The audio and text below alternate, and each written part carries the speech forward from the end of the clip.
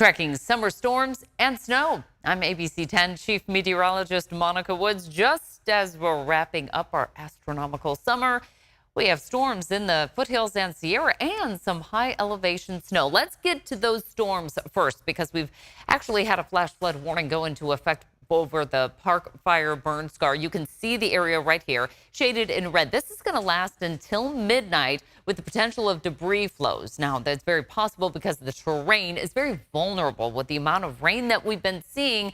The excessive rainfall flowing over that terrain could cause some mud, rock, or other landsliding debris flows in that region. We'll be tracking that through tonight. Here's a look at the flash flood watch also in effect around that burn scar here. Multiple rounds of heavy rainfall, even a thunderstorm just on the west side of that burn scar here, moving towards Red Bluff right now, has been possible because of our low pressure system kind of circulating its way through the state. As we expand the view, you can see how those rain showers generally start to become much less intense moving through the Tahoe Basin, and then south of Highway 50. In the higher elevations, it actually turns over to snow. Some of the white that you're seeing here pop up on the radar in the central Sierra, meaning that we're seeing some of that high elevation snow. These are some of the highest peaks actually in the Sierra chain.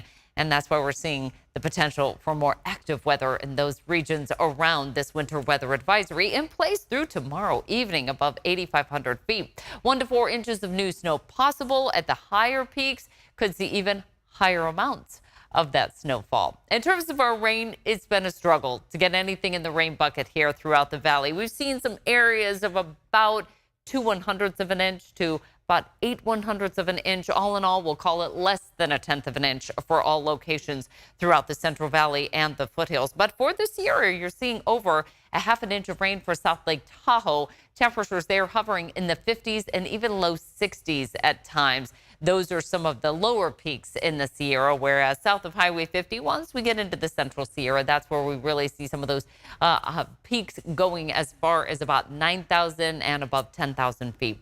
As far as our futurecast for this evening, we're going to see rain starting to taper off, just a few early morning showers in the Tahoe Basin. There's a look at that Park Fire burn scar you can see up here towards Butte County, and that's where we're seeing the potential for the more active and dangerous weather developing there. But things are quiet actually for tomorrow. As we turn our attention to tomorrow afternoon, you can see how some of those isolated thunderstorms once again popping up south of Highway 50. A few flurries possible in the Sierra. Moving into the early evening hours, we'll still see areas of some light rain occurring in the 80-50 corridor and just south of Highway 50, and some more snow showers there near Yosemite and Mammoth Mountain. As far as the valley, the best chance of seeing some of those showers are going to be on the east side of the valley and then through the northern San Joaquin Valley because of the rotation of that low kind of moving its way through the state. But by Thursday evening into Friday, we start to clear things out. So why is this even significant? Well, it's because the last time we really saw significant rain and snow was in early May. It's been several months since we've had really measurable rain, 1/2 inch or so for downtown Sacramento when we had that May 4th storm roll through, and over 26 inches of snow at the Central Sierra Snow Lab there at Soda Springs. So drought tends to grow in the summer months. You can see just in a period of a week, we went from a drought severity and coverage index of 63 right here at the bottom of the screen on September 5th. On September 18th, that grew to 82. So we've seen significant drought in some areas growing, not so much in California, but just there on the tip. It's right here is where we start to see some of the severe drought growing. It's not much, but again, with that severity and drought index growing, we're going to keep an eye on that, especially as we start to head towards the end of the water year. As far as our reservoir levels, that's a key indicator, by the way, of drought in California. This is where we hold a lot of our water. About 1/3 of our water comes from snowmelt and enters into these reservoirs. We're above average for almost every reservoir, except for Folsom, a little bit below average here, but almost every reservoir right now continuing to kind of empty things out, serve the state with the water that we need, given that we haven't had rain since early May. And then also get ready for the new water year and some of the new water that'll be moving into these reservoirs as we move our way through the Central Valley. Again, all of our reservoirs above average, but starting to look very thin at this point in the season. Current storage level for Folsom Lake, you can see, is a little bit below average here. In the teal shade, You can see how we really start to peak here during the beginning of the summer season, and then we start to empty things out as our water needs go up during the dry part of the year, and we don't put anything new in there, given that the snow is already melted and we don't see much in the way of precipitation coming our way. So not much in the way of rain runoff either. Here's a look at our statewide precipitation. We started this last October, just kind of tracking how much water we've seen through the year. We're going to wrap things up on September 30th, so just about a week and a half from now. And we're a little bit below average. We could put more in the rain bucket, but the way that I'm going to show you the climate trends are trending towards drier and warmer heading into next week. The first fall rain typically hits us on October 7th with at least 1/10 of an inch of rain. The latest day that we've had 1/10 of an inch or more is December 11th. So we can go all the way until the beginning of December before we start to see really putting some significant rain in the bucket here. The first day last year that we had 1/10 of an inch or more was October 10th. So we were pretty close to right on target there for our first fall rain.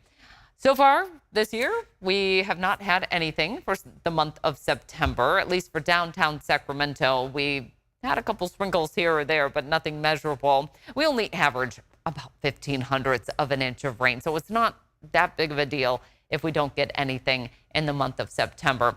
Temperature-wise, kind of a mixed bag here. We've seen anything from a high of 104 to a high of 74. It's a wide range in the month of September as we start to see that transition zone.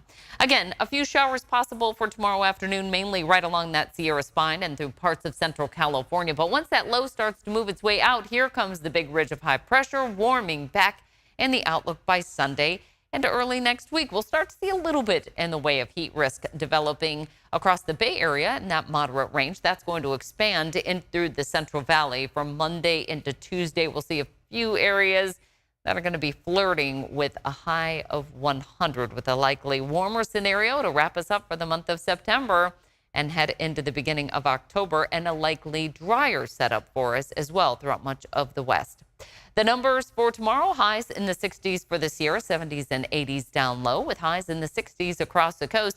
We move inland, we're getting to highs in the 80s, and we'll expand that through the valley. Again, a little bit more cloud cover for the northern San Joaquin Valley. So for places, say, around Stockton and southward, we're looking at low to mid 80s. Once we head north of I-80, we're a little bit closer to around 90. Colusa, Yuba City, and Woodland included in that setup.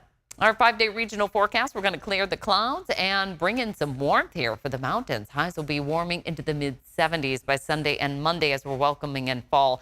Highs in the foothills will be close to 90 on Sunday, low 90s on Monday, and even for the coast, highs are getting into the low 80s on Monday afternoon. So our 3-day forecast starting to showcase some of the building warmth here.